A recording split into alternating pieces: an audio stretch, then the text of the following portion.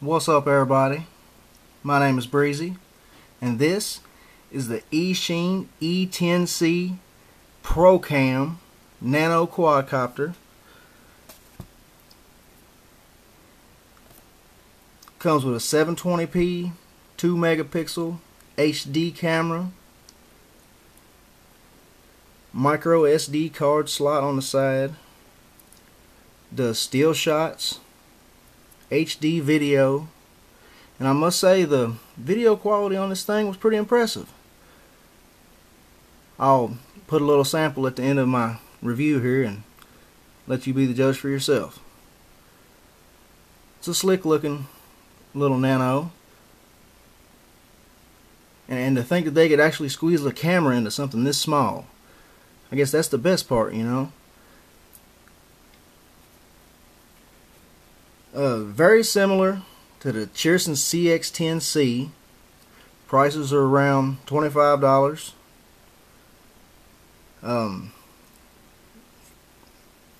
Only distinction I can think of is, hey, how does she fly? I've seen many nanos, take this form factor, and there's a few of them out there that are squeezing cameras into them too, and they may all look alike, but I know they don't all fly alike. So I was really curious to see how the E10C, how it handled inside and out.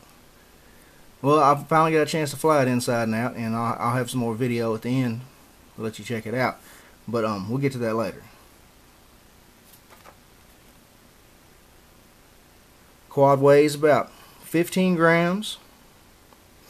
Has a 3.7 volt, 150 milliamp LiPo battery, non-removable. Takes about 30 minutes to charge. And I was getting, close to 5-minute flight times out of this thing before it started to get real sluggish on me. But I'll talk about the flight later. The charging cable. This was different than most. It looks a lot like, most of them you get. It's the micro JST, whatever it is, I don't know. But most of these, they look just like this, plain Jane USB chargers. But this one was different. The light would be on while it was charging, a solid red LED. But then once it gets toward the end of the charging cycle, the LED will start to flash kind of fast. And the closer that it would get to the end, to where the battery was full, it would start to slow down until finally it would just go out all the way. And it was, it was pretty good to know, hey, your battery's almost done. That way you don't sit there waiting for it to just flash off. And, it kind of gives you something to gauge it by. I really like that. I don't know why. Something simple, little things like that to count. Now I was getting about 5-minute flight times out of this. But the LVC warning, it comes in really late, because I'd be in the air for 4 minutes or so, flying pretty good, and then it would get to feel real heavy all of a sudden. Like it would just want to drop out of the air, it would just want to just fall out of the sky, like it was too heavy, to hold itself up. But I mean, the LVC hadn't kicked in yet. No LEDs flashing, anything like that. I mean, the LEDs do flash if you run it all the way down. But by the time the lights are coming on, I mean, you can barely keep the thing in the air anyway. So I'm going to say about good 4-minute flight times, but 5 minutes, but you're probably risking it. It's probably going to go down. Anyways, transmitter. It was a little different than most of them you get with most of these nanos these days. About the same style, but quite a bit larger. Fits in the hands a little better. It's still got about the same size thumbsticks, but we got pitch trims, roll trims, no trims on the throttle or yaw, but that's okay. Nobody ever uses those anyway. Left thumbstick, you click that, it changes through your rates. You've got rate 1, rate 2, and rate 3. It beeps to let you know which rate you're in. The yaw rate does change with each rate, and the yaw rate, yeah, that's something else. In rate number 1, the yaw is I mean, it's nice. It'll spin around pretty quick. And medium rates, rate number 2, I mean, the yaw is almost too fast already. I mean, it's pitching good. I like to fly around in rate 2. It's pretty sporty inside, indoors and everything. But you click that thing to rate 3, woo, that thing's spinning like a top. The yaw rate is just like insane. But I'll show some video later to let you see that too, because man, it's just seeing is believing. I didn't understand when you spin this thing. Woo-wee, it's sometimes even hard to keep it in the air. You got to get a lot of throttle. It's going so fast it wants to fall. It's hard to keep itself in the air. But anyways, down left on both thumbsticks, it would flash, and I believe that recalibrates your accelerometers and your gyros or whatever while you're on the ground. Before you take off, you do that. And then down and to the right, it's resets your trims. You'll hear the controller beep. That's something I've never seen on one of these. Down and to the right, and it reset. You'll hear it beep, the controller beep, and the quad will flash, and it resets your trim buttons. It's kind of neat. If you've got trimmed way out, and you've reset your accelerometer, and you decide maybe you didn't have your trim set quite right, you want to bring it back real fast, you can just go down and to the right, and it'll come back. Pretty neat little option.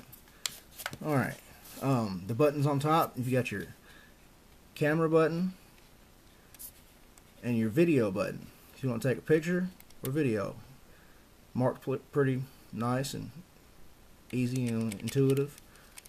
I like it. Didn't have any problems there.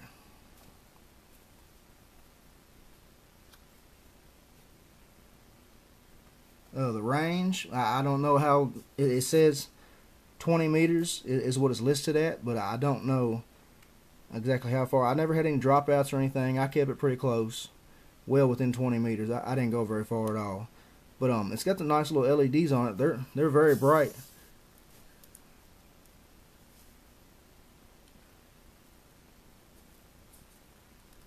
So I mean, orientation isn't really that bad indoors, and if you're not really going to be going over 20 meters indoors anyway. I mean, all right, how does it fly? Indoors on rate 1, it's kind of slow on rate 1, but very manageable indoors. Rate 2 is what I like to fly it in.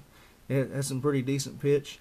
But the yaw rate, it's still quite fast in rate 2, so it's faster than the yaw rate's faster than it should be as far as comparing it to its pitch. So like it turns faster than harder than it pitches.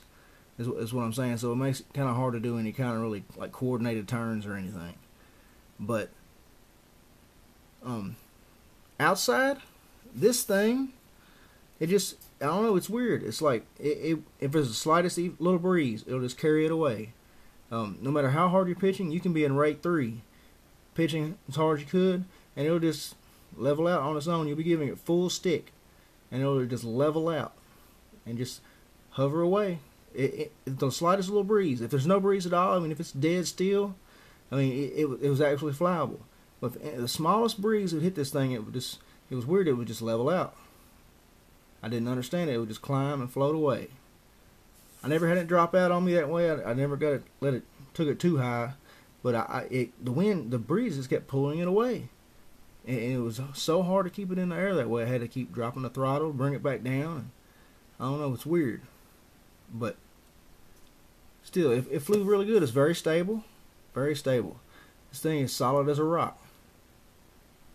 Solid as a rock. But definitely an indoor flyer.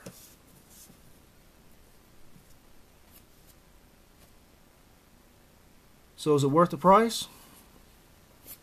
For under $25, a 720p digital camera on a nano quad.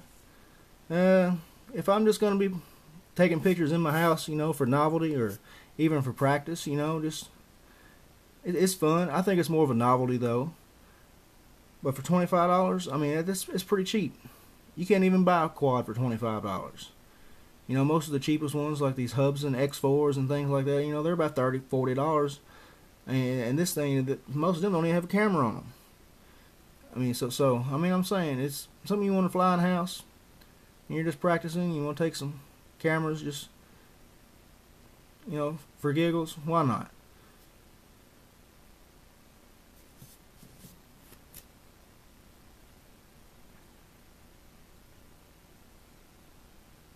So there you have it, the Eachine E10C Pro Cam Nano Quadcopter. Let's see how she flies.